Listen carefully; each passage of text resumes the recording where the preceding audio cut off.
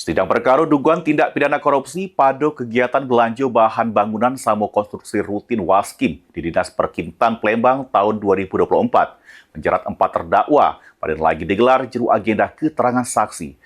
Yang jeru sidang terdakwa sama saksi saling bantah.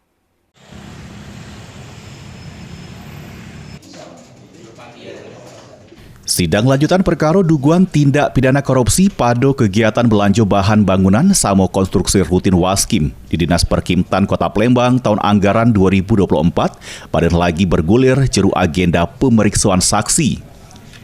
4 terdakwa jeru perkara ini yakni Agus Rizal, mantan Kadis Perkintan Palembang, Dedi Triwahyudi, serta Yunita sama Muhammad Faisal selaku PPK.